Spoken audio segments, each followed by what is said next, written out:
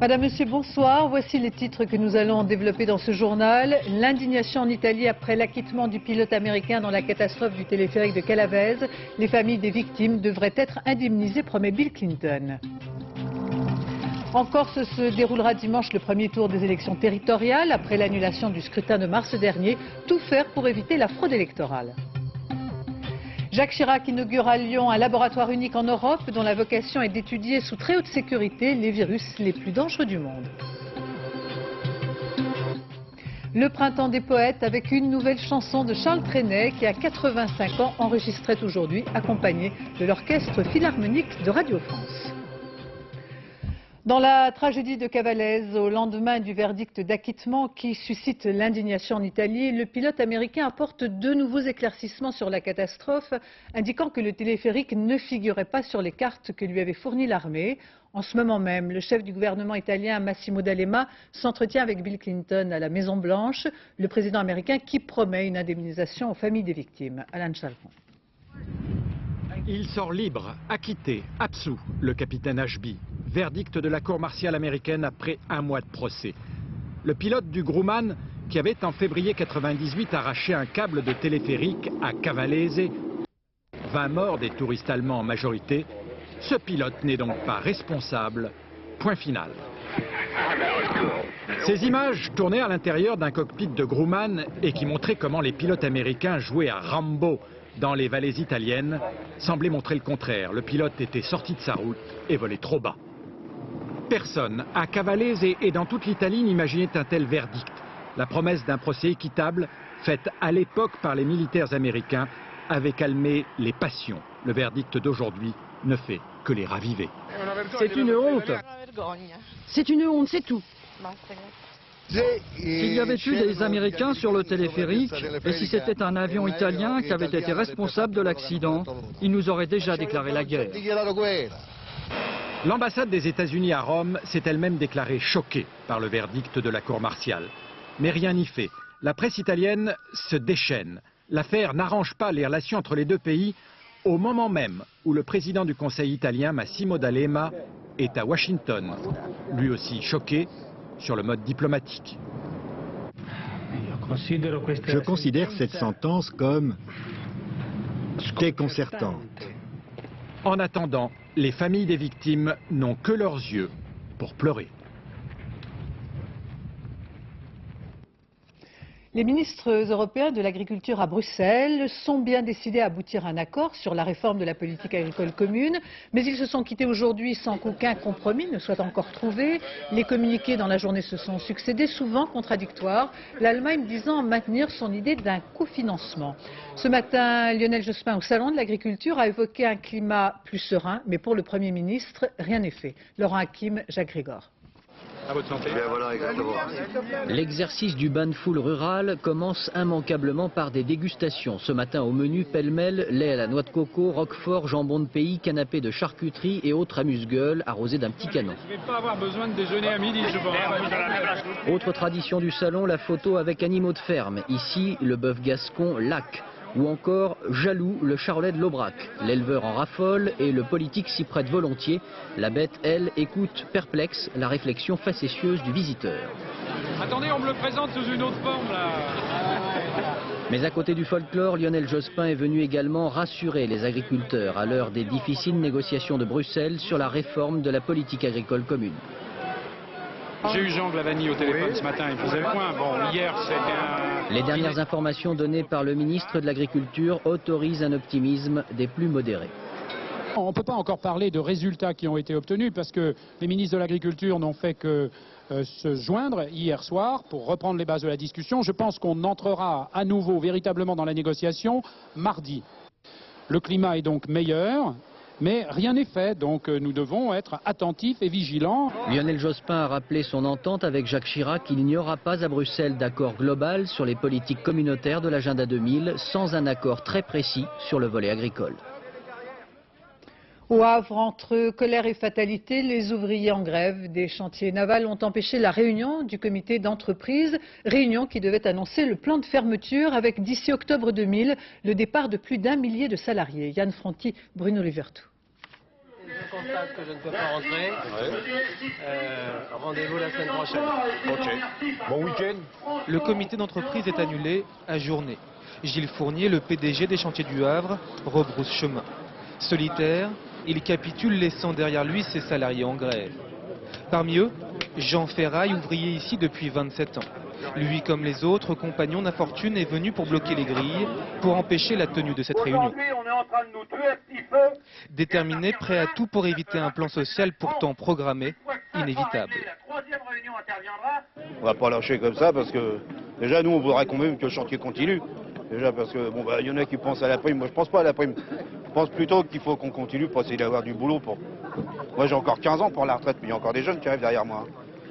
Un brin de révolte alors que les premiers licenciements, 450 dans un premier temps, sont prévus dès juin prochain. Première vague d'une série qui devrait définitivement prendre fin en juin 2000, date redoutée mais programmée de la mort des chantiers.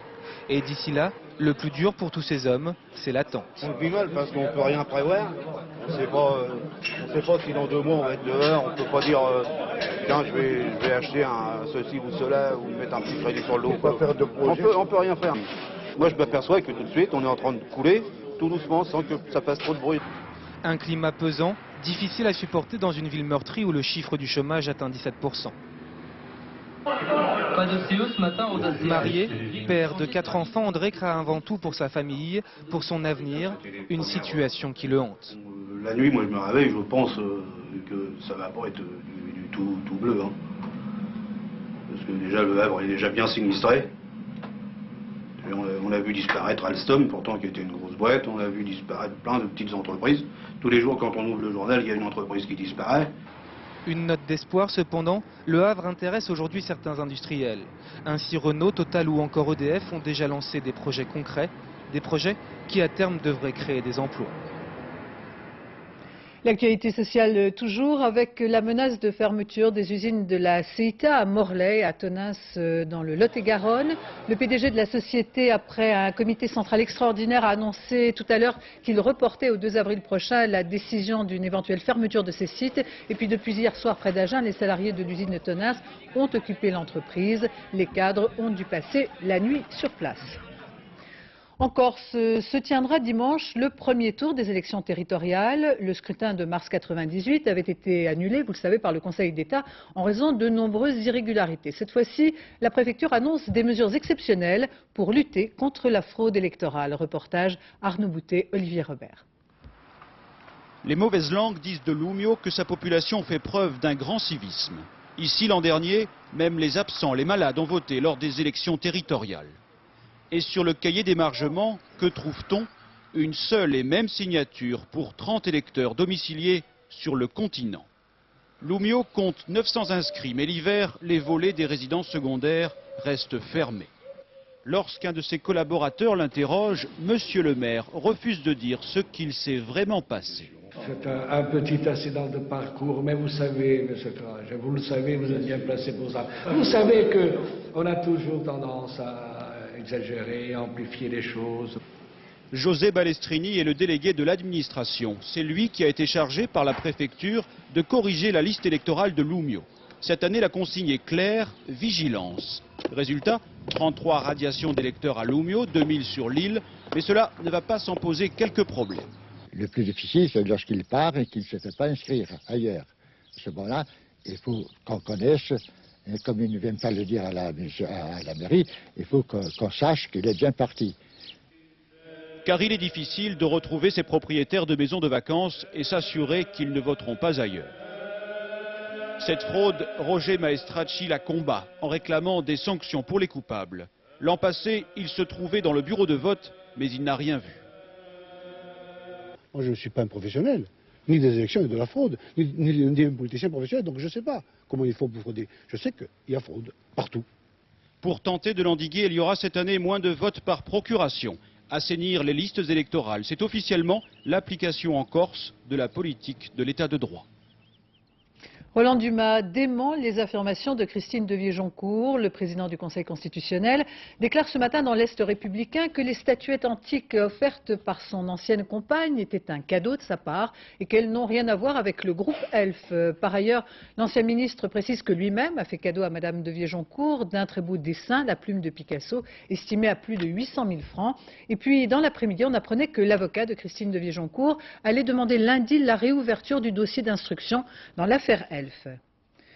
À Toulon, l'association Jeunesse Toulonnaise, financée par la municipalité Front National, est en liquidation judiciaire.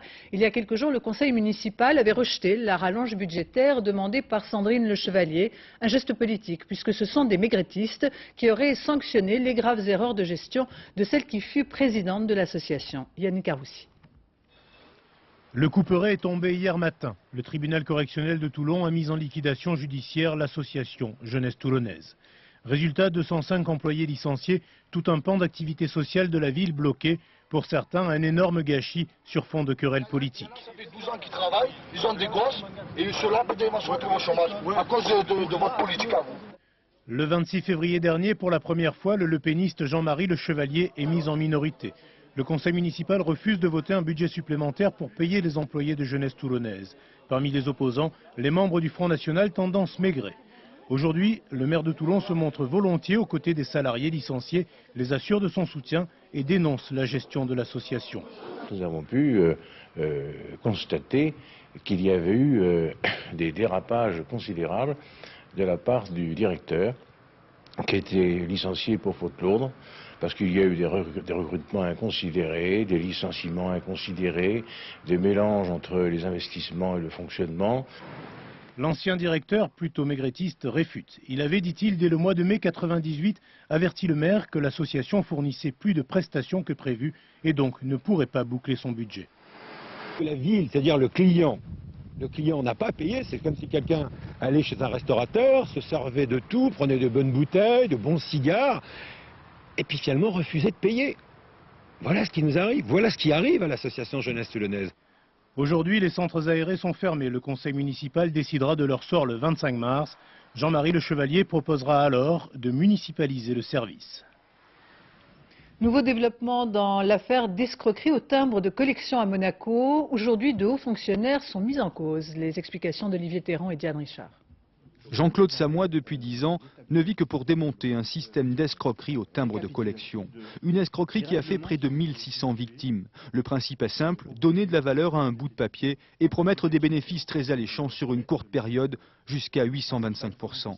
C'est l'imprimerie nationale de Périgueux qui réalise ces tirages. Des blocs de timbres sont destinés à l'État monégasque, d'autres offerts à de hautes personnalités ou à des cadres des PTT. Ces timbres, hommages, seraient ensuite rachetés alors qu'ils n'ont aucune valeur par un courtier, Sako Kachikian, qui lui-même les revendrait à Gérard l'héritier, qui les mettrait sur le marché. Jean-Claude Samoy, ancien collaborateur de l'héritier, dénonce ce système masqué parce qu'il craint pour sa sécurité. C'est un système, au départ, on part de zéro et on crée une monnaie fiduciaire. C'est ni plus ni moins que la planche à billets. Et il est invraisemblable que l'imprimerie nationale de Périgueux, qui a quand même un monopole et où on ne rentre pas, si je peux m'exprimer ainsi, comme ça, ces gens-là puissent profiter d'un système. C'est la saisie des comptes de Sako Kachikian qui a mis en évidence les sommes perçues par les fonctionnaires des PTT. Rien d'illégal, mais une pratique dénoncée par la Cour des comptes. Le nom de François Fillon, ministre des PTT à l'époque des faits, apparaîtrait même dans les écoutes. François Fillon qui, dans un communiqué, dément avoir reçu des timbres et connaître Sako Kachikian. Les victimes de ce dossier vont maintenant se retourner contre l'État français. Il m'est apparu que dans cette affaire, les fonctionnaires de l'imprimerie nationale de Périgueux ont agi avec une légèreté plus que blâmable et ont laissé faire Kachikian et l'héritier dans leur commerce douteux de timbres, et ce en toute connaissance de cause. Le montant du préjudice concernant les timbres monégasques et les timbres français avoisinerait les 400 millions de francs. Les parties civiles attendent maintenant les résultats d'une commission rogatoire internationale qui doit enquêter à Monaco. À Lyon, Jacques Chirac a inauguré ce matin un laboratoire unique en Europe. Il s'agit d'un centre de recherche sur les virus les plus dangereux, comme Ebola par exemple. Une structure ultra sophistiquée qui permettra aux scientifiques de travailler en toute sécurité. Le président de la République a lancé un appel à une coopération internationale vigoureuse et intensive. Jacques Chirac qui au passage a salué Anne-Marie Comparini, élue à la tête du Conseil régional Rhône-Alpes grâce aux voix de la gauche après de nombreuses péripéties. Revenons à ce laboratoire P4, c'est-à-dire sous haute sécurité, aura pour vocation d'étudier les virus mortels. Aujourd'hui, il n'existe de par le monde que 4 structures de ce type. Jean-Daniel Flézaquier et Jean Cornu. C'est un virus qui porte le nom d'un village, Ebola. 3 syllabes qui sonnent comme un tocsin. Ce virus capable de tuer en quelques jours, personne, même le chercheur le plus téméraire, ne l'affronterait sans un luxe de précaution. Et quant à Hong Kong, le virus de la grippe change d'apparence et devient H5N1, dit également virus de la grippe du poulet. Il n'y a qu'une chose à faire pour étudier le virus tueur, l'enfermer. L'enfermer pas n'importe où d'ailleurs. Bientôt, ces virus assassins iront ici, à Lyon, dans le laboratoire 4e au monde de la famille des laboratoires P4. P pour protection, 4 pour le niveau de sécurité le plus élevé. L'air y est pressurisé, les scaphandres recouvrent des tenues stériles, les gants sont de rigueur. Bientôt, plus aucune caméra ne pénétrera dans ces lieux. Le combat va s'engager ici contre les tueurs invisibles avec un but bien précis, fabriquer des traitements. Pour faire les vaccins, les mettre sur terrain, ça c'est l'objectif de cette labo, absolument. Faire la science simplement parce que c'est assez joli, ça ne sert à rien. Et le travail ne devrait pas manquer. Des virus nouveaux apparaissent, des bactéries deviennent résistantes aux antibiotiques les plus puissants, les microbes s'adaptent sans cesse à l'homme, les chercheurs doivent aussi adapter leurs méthodes et ce nouveau laboratoire est un bel exemple de cette adaptation. Et puis Jacques Chirac, à l'aéroport de Lyon, a rencontré en début d'après-midi le collectif des sapeurs-pompiers qui exprimaient leur inquiétude après des incidents qui se sont produits dans la banlieue lyonnaise. Une voiture GPL avait explosé, 6 pompiers avaient été blessés. Ce collectif des sapeurs-pompiers du Rhône veut alerter l'opinion publique. Ils envisagent maintenant de s'adresser au Premier ministre. À Marseille, premier déplacement unitaire de Philippe Séguin et d'Alain Madelin pour les élections européennes. Cet après-midi, le président du RPR, qui est tête de liste, et son numéro 2, ont visité l'école de la deuxième chance, une école qui favorise la réinsertion de jeunes en difficulté, c'est-à-dire sans diplôme et sans emploi, un établissement financé pour moitié par l'Europe. En ce moment même, Philippe Séguin et Alain Madelin tiennent ensemble leur premier meeting de campagne. Demain, dans la région Rhône-Alpes, de grosses difficultés sont à prévoir sur les routes, à la fois dans le sens des retours, mais aussi sur les axes montant aux stations de sport d'hiver. Une situation qui, dans la vallée de la Tarentaise, pourrait davantage pénaliser les automobilistes, avec depuis ce matin de nouveaux rétrécissements de voies dus aux éboulements. Benoît Guédret et Thierry Simonet. Plus de 10 mètres cubes de rochers sur la voie. C'est le dernier éboulement en date. Ce matin, sur la nationale 90, la route qui mène aux stations de Tignes et Val d'Isère. Par chance, aucun véhicule ne passait à ce moment-là. La zone est connue pour être sensible. À Moutier, ces dernières semaines, des tonnes de rochers ont à 2 reprises recouvert la voie. Dans tous les cas, les filets de protection ont été arrachés. À l'origine de ces éboulements, les très fortes variations climatiques. Il a neigé beaucoup ces derniers temps. La pluie sur la neige, ça fait encore plus d'eau qui s'est infiltrée dans les terrains. Ça ravine ensuite dès qu'il fait meilleur, ça dégèle et le terrain glisse et les cailloux qui sont dessus, les pierres et les blocs qui sont dessus glissent également. La nationale 90 est l'unique voie d'accès aux stations de Tarentaise. Dans l'urgence, la direction de l'équipement a décidé de restreindre le passage sur les 2 zones sensibles, une seule voie au lieu de 2. Cette disposition de circulation, de rabattement de 2 voies à 1 voie et de circulation des usagers sur une seule file crée des conditions de bien meilleure sécurité. Malgré tout, il y a quand même un risque. Nous sommes en montagne, nous sommes sur une zone exposée à des chutes de blocs. Demain, 22 000 véhicules sont attendus dans le sens des retours, 32 000 dans le sens de la montée. Il y aura des bouchons pour accéder aux stations, au minimum 8 heures d'attente dans la vallée. Nous donnons surtout comme conseil d'éviter, si cela est possible bien sûr, une montée en station demain, si possible même peut-être faire cette montée en station ou ce soir ou dimanche. Et dans le sens des retours, il est conseillé demain de quitter les stations le plus tôt possible. Par précaution, la préfecture de Savoie a mis en préalerte les communes voisines pour le plan d'hébergement d'urgence. Et puis cette information qui nous parvient, de nouveaux fromages d'Époisses ont été retirés de la vente. Il s'agit de 4 nouvelles spécialités après que certains produits aient été touchés par des cas mortels de listériose. L'aéroport de Biarritz est toujours fermé après la sortie de piste d'un Boeing 737 d'Air France qui hier soir à l'atterrissage s'est mis en travers de la piste. Une enquête est en cours pour connaître les circonstances de cet accident qui heureusement n'a pas fait de victimes. Apparemment une bourrasque de vent aurait déporté l'avion. Les tentatives de soulever l'appareil avec des grues pour évacuer la piste n'ont pas abouti. Le Boeing a pu être placé malgré tout sur un coussin d'air et devrait être tracté demain dans la matinée. Je vous propose à présent cette histoire exemplaire, celle d'un ancien para français qui avait épargné pendant la Seconde Guerre mondiale 4 parachutistes allemands. Retrouvailles aujourd'hui à Mulhouse. Voici comment. Éric Lemasson, Jacques Gérard. Chaque homme a des secrets. Pendant 54 ans, Eugène Meyer a enfermé le sien dans un tiroir. Une enveloppe contenant des carnets frappés de l'aigle du Reich. Ce sont les livrets militaires de soldats allemands qu'il a tenus au bout de son fusil un matin ensoleillé d'avril 1945. Il était serrurier de métier. Celui-là, il était tourneur. Ça, c'est l'habillement qu'ils ont perçu. Et là, c'est les permissions. Eugène Meyer parle le français et l'allemand. Il est né sur la rive gauche du Rhin. Jeune Alsacien ayant rejoint Londres, il intégra les commandos SAS britanniques pour être parachuté derrière les lignes allemandes. C'était le jour de Pâques 1945. Isolés avec un autre Français, ils tombèrent nez à nez avec 4 soldats allemands qu'ils parvinrent à désarmer et faire prisonniers. Que faire? Il fallait tirer, mais l'un des Allemands, père de 4 enfants, supplia les Français de les épargner. Il ne voulait pas mourir. Il voulait revoir ses gosses. Hein. Et ma foi, j'ai dit alors, on fait quoi? J'ai dit à Graciani. Un air de dire, on les bousille, on fout le camp. Ils auraient trouvé 4 cadavres de plus, hein, dans la bagarre. On m'a dit, écoute, on est venu pour 24 heures, 48 euros plus. Donc demain, les Canadiens sont là, c'est fini. Ils n'auront plus le temps d'aller se ravitailler à l'armurerie. Hein. Paf, on les laisse filer, puisque demain, c'est fini. Loin d'être fier d'avoir épargné 4 vies, Eugène Meyer en a toujours ressenti une sorte de culpabilité. Autour des parties de belote au café du village, il a toujours gardé le silence sur cet épisode. On me demande pourquoi tu as attendu si longtemps, mais je vous dis, si vous lâchez des prisonniers que vous devez garder, vous êtes punissable. Mais si vous lâchez des ennemis qui sont prêts à reprendre les armes, ben c'est le conseil de guerre. Il faut attendre 50 ans. Mulhouse, ce matin, le jeune caporal alsacien des commandos de la France libre fait face à nouveau aux jeunes 2e classe de la Luftwaffe. J'ai eu du mal à le croire quand j'ai appris que nous allions nous revoir après 5 décennies. Je dois d'ailleurs le remercier, car c'est grâce à lui si je suis encore là aujourd'hui.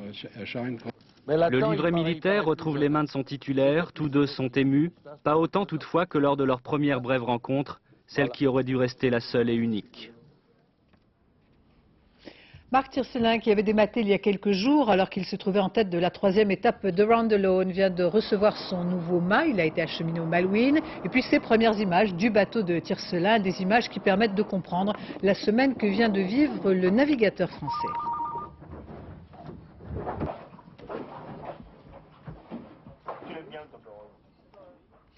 À la veille de la rencontre du 15 de France qui affrontera demain le Pays de Galles dans le tournoi des 5 nations, gros plan sur l'équipe du Pays de Galles, une équipe qui a décidé de se renforcer en faisant appel à l'expérience des Néo-Zélandais. Alexandre Cara, Emmanuel Beck. Ordinaire comme un jour de pluie au Pays de Galles, tout aussi ordinaire qu'un jour d'entraînement du 15 gallois. Ce qu'il est moins, c'est la présence de cet homme. Il s'appelle Shane Howard. Il y a 4 ans encore, il portait le maillot sombre des All Blacks. Mais désormais, sa couleur, c'est le rouge gallois. Reconnaissant de l'asile sportif qui lui a été accordé pour ses nouveaux coéquipiers, il se bat avec ses tripes et son cœur, comme il y a 2 semaines face à l'Irlande. Il faut dire que pour Howard, c'était la seule solution pour évoluer encore au niveau international. Ce serait hypocrite de dire que cette situation me paraît normale. Je crois que si je suis sélectionné, c'est que je suis assez bon pour jouer sous le maillot gallois. Quand on est prêt à s'investir, il n'y a aucune raison de ne pas jouer. Mais si je n'avais pas été sélectionné, j'aurais peut-être arrêté le rugby. Graham Henry, l'entraîneur, est aussi néo-zélandais. Pour sélectionner Shane Howard, il a profité du règlement international qui autorise un joueur à porter les couleurs du pays dont l'un de ses parents ou grands-parents est originaire. Pour lui, le Nord doit tirer les leçons de la réussite du Sud. En Nouvelle-Zélande, nous n'avons pas le même rugby que la majorité des équipes de l'hémisphère Nord. Aussi, je pense qu'une expérience comme la mienne peut améliorer les choses. Et les Gallois en ont bien besoin. Elle est loin l'équipe des années 70, réputée la meilleure du monde, qui battait le 15 tricolore au Parc des Princes. L'an dernier, les Bleus avaient sévèrement étrillé les Rouges, un score sans appel 51-0. Alors profiter de l'expérience néo-zélandaise n'est pas un luxe, d'autant que l'hémisphère sud recrute depuis longtemps hors de ses frontières. Si vous regardez l'équipe des All Blacks, il y a de nombreux joueurs originaires des Samoa, des Fidji ou des îles Tonga, alors qu'ils ne sont même pas nés en Nouvelle-Zélande. Et l'Australie fait la même chose. Mais avec 2 défaites dans le tournoi 99, le 15 gallois tarde à se reconstruire. À l'image de ce chantier, celui de l'Arms Park, le stade de Cardiff, dont personne aujourd'hui ne peut prédire s'il sera prêt pour accueillir la Coupe du Monde à l'automne prochain. Le printemps des poètes avec l'extrême fraîcheur de Charles Trenet qui à 85 ans a enregistré aujourd'hui une nouvelle chanson accompagnée par l'Orchestre Philharmonique de Radio France. Ces moments inédits recueillis par Frédéric Bonnet et Philippe Jasselin. Enfin, on aime les poètes, printemps éternel, méritez cette fête pour leur dire merci. Merci aux poètes pour une mélodie si belle qu'elle nous semble déjà familière.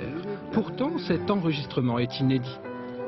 85 ans et plus de 1000 chansons, le talent du fou chantant semble éternel. Ce sont tous des amis. Une facilité d'écriture déconcertante que le poète, lui seul, peut déchiffrer. C'est en la mineur. Mais non, c'est pas ça qu'il faut reprendre. On continue jusqu'à la fin de C, on revient à B. Je me trouve pas mal. J'ai une certaine admiration pour moi, mais pas trop grande quand même. Ce serait ridicule. Mais je me vois tel que je suis. C'est pour ça que je me vois avec mes défauts. Mais mes défauts maintenant à mon âge sont incurables. Des défauts que même la nouvelle génération semble ne pas discerner. Ces chansons, je connais presque toutes par cœur. Ah, c'est bien ça. Je connais la première presque toute par cœur. J'aime bien Charles Trenet parce que j'entends beaucoup ses chansons. C'est un poète. Ouais, et moi aussi un peu. Des fois, je dis des belles choses, alors maman dit que je suis un poète. Ce sont tous des amis dont beaucoup ont souffert, masquant les mauvais jours de sourires frivoles, parlant de paradis pour oublier l'enfer et pour signer le tout, musique et paroles, à présent d'espoir, leur disent bienvenue dans la couleur. Un hymne au printemps des poètes écrit en 48 heures seulement pour cet hommage que Charles Trenet offre à ceux qui nous font rêver. Dès que le soleil brille, ressuscitant alors la beauté disparue. C'est la fin de ce journal. Je vous rappelle le principal titre. L'indignation en Italie après l'acquittement du pilote américain dans la catastrophe du téléphérique de Cavallese. Les familles des victimes devraient être indemnisées, promet Bill Clinton. Dans un instant, la météo, puis le point route avec Patrice Drevet, puis football avec les quarts de finale de la Coupe de la Ligue, Auxerre-Sochaux. Minuit, le dernier journal Florence Duprat. Demain à 7h dans Thé ou Café, Catherine Sellac sera au Burkina Faso pour la 16e édition du Festival panafricain du cinéma et de la télévision. Je vous retrouverai demain dès 13h. Je vous remercie de votre attention. Excellente fin de soirée sur France 2.